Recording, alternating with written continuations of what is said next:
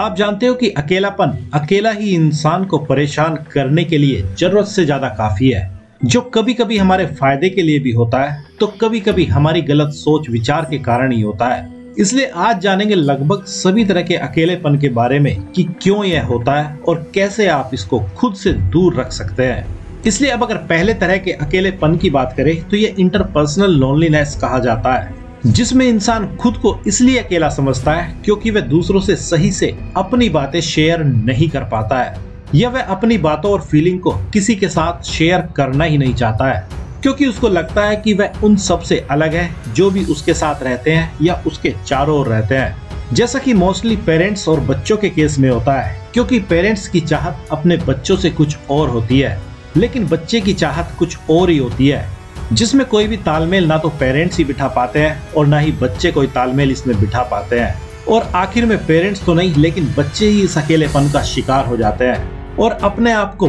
बहुत ज्यादा अकेला फील करने लगते हैं। जिससे बचने की अगर बात की जाए तो पेरेंट्स को भी अपने बच्चों की चाहत का ध्यान रखना चाहिए, लेकिन साथ ही बच्चों को भी इस बात का ध्यान रखना जरूरी है कि अगर उनके पेरेंट्स उनसे कुछ कह रहे हैं तो उसकी भी कोई खास वजह हो सकती है, जिसको सबसे पहले पहचानने की जरूरत है और बीच का कोई रास्ता निकालने की जरूरत है, क्योंकि हर प्रॉब्लम से बचने का कोई ना कोई रास्ता हमेशा ही मौजूद होता है। और ये रास्ता आपको इस बात को ध्यान में रखकर निकालने की जरूरत है कि ना तो कोई बच्चा अपने पेरेंट्स से मेंटली लेवल पर नेगेटिव कारणों से दूर रहकर खुश रह सकता है, क्योंकि इंसान बहुत से लेवल पर अपने पेरेंट्स से पूरी लाइफ जुड़े ही रहते हैं और ना ही कोई पेरेंट्स अपने बच्चों के लिए गलत सोचते हैं। लेकिन वह बात दूसरी है, कभी कभी वे अपनी बातों को सही से अपने बच्चों को समझाने में नाकामयाब हो जाते हैं, जिसकी वजह से ये सारी गलतफहमी किसी को भी हो सकती है और कोई भी इस तरह के अकेलेपन का शिकार हो सकता है। और अब अगर दूसरे तरह के अकेलेपन की बात करें तो ये इंटेलेक्चुअल लोनलीनेस कहा जाता है,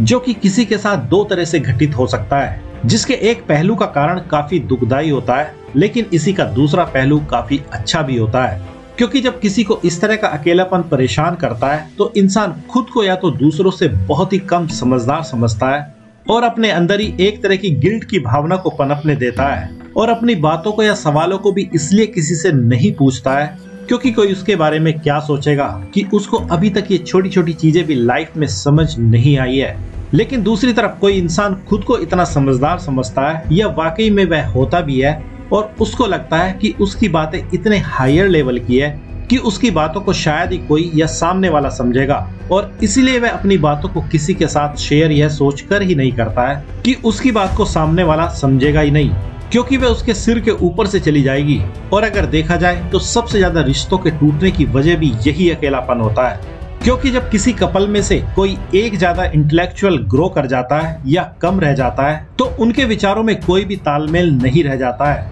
जिसका आसान सा सॉल्यूशन लोग एक दूसरे से अलग रहना ही चूज कर लेते हैं, जबकि यह पूरी तरह से गलत है। क्योंकि अगर कोई इंटेलेक्चुअल लेवल पर ज्यादा ग्रो हो गया है तो उसको सामने वाले की मुसीबतों को समझना चाहिए, ना कि उसको बीच रास्ते में ही छोड़ देना चाहिए। इसलिए अब अगर इस अकेलेपन से बचने के तरीके की बात करें तो जो अभी इंटेलेक्चुअल लेवल पर खुद को कम मानते हैं तो उनको नई नई चीजें सीखने पढ़ने आदि की कोशिश करनी चाहिए, तभी वे खुद को ग्रो कर सकते हैं। और जो खुद को बहुत ज्यादा इंटेलिजेंट फील करते हैं उनको कुछ वैसे ही लोगों के ग्रुप आदि को ज्वाइन कर लेना चाहिए जो सेम लेवल पर हो, या उनको कुछ ऐसा करना चाहिए जिससे कि दूसरे लोग भी उनके जैसे ही ग्रो कर सके, तभी आप इस तरह के अकेलेपन से अपना पीछा छुड़ा सकते हैं।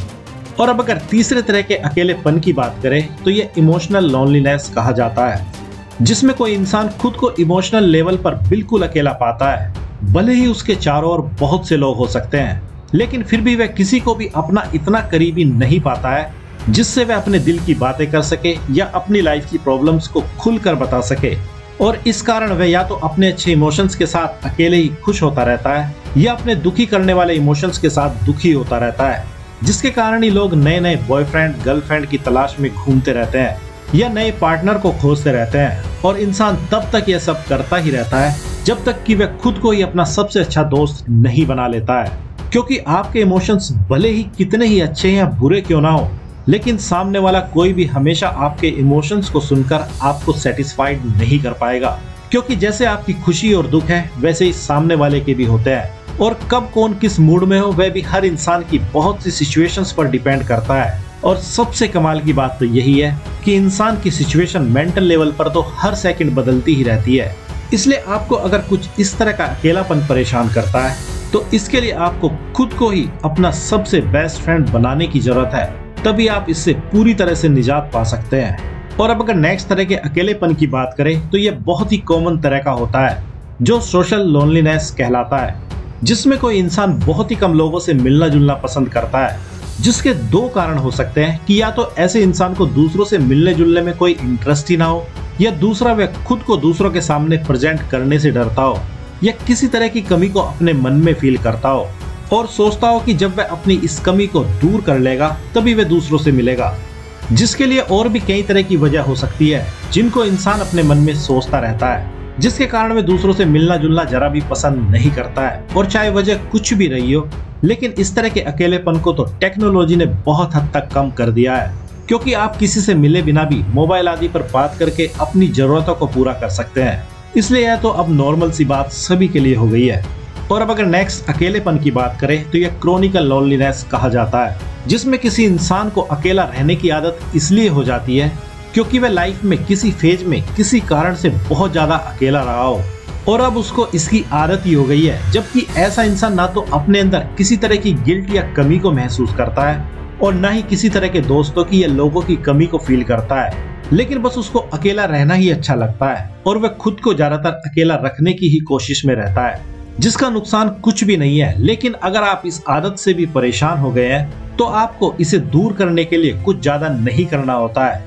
बस आपको खुद के इंटरेस्ट को दूसरे नंबर पर रखकर दूसरों के बारे में पहले सोचना होता है। क्योंकि हो सकता है कि आप किसी से ना मिलना चाहते हो, लेकिन आपसे तो कोई मिलना चाहता होगा जिससे आप मिल सकते हो, या खुद को दूसरों के साथ किसी भी काम में बिजी रख सकते हैं जिससे आपका यह अकेलापन दूर हो जाएगा। लेकिन आपको इस आदत को चेंज करने के लिए लगातार इसको चैलेंज करना होगा, तभी आप इस तरह के अकेलेपन से अपना पीछा छुड़ा सकते हैं, वरना बार बार यह आपको पुरानी आदत के चलते अकेलापन महसूस कराता ही रहेगा।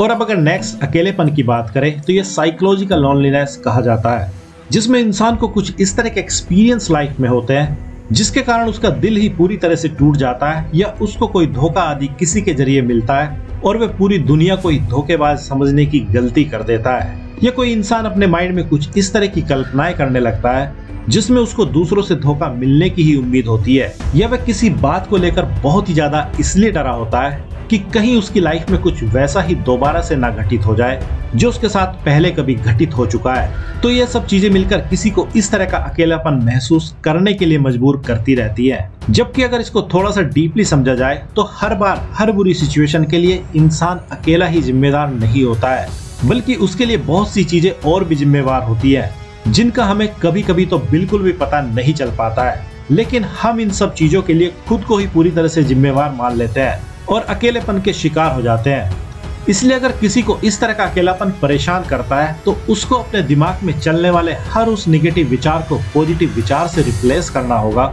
जो उसको बार बार या तो पास्ट की बुरी यादों को याद दिलाता है या भविष्य में घटित होने वाली बुरी चीजों की ओर उसका ध्यान ले जाता है। जिसका एक और सबसे अच्छा आसान तरीका यही है कि आप केवल खुद को प्रेजेंट मोमेंट में ही रखें तो अच्छा है, और पास्ट को पूरी तरह से इग्नोर कर दें और भविष्य की योजनाओं को भटकते माइंड के आधार पर न बनाकर उनको एक सिस्टमेटिक तरीके से बनाएं, जिसमें बहुत से छोटे छोटे स्टेप हो, जिसके कारण आपको आपका माइंड भविष्य में घटित होने वाली अच्छी चीजों की ओर ले जाएगा और बुरी चीजों की कल्पना करना भी छोड़ देगा। इसलिए अगर इन सब बातों को समराइज किया जाए तो इनके अलावा कुछ और भी तरह के अकेलेपन इंसान को परेशान करते हैं जो बहुत ही कॉमन से होते हैं। जैसे किसी को किसी नई सिचुएशन को फेस करने से पहले भी एक तरह का अकेलापन महसूस होता है, या कोई इंसान किसी ऐसी कल्चर में अचानक से ही चला जाता है जहाँ वह खुद को सबसे बिल्कुल अलग ही पाता है, तो भी ऐसा इंसान एक तरह का अकेलापन ही अपने अंदर महसूस करता है। लेकिन अब बस एक ही सबसे कीमती अकेलापन बचा है जिसके लिए हमारी सोल या आत्मा ही जिम्मेदार होती है,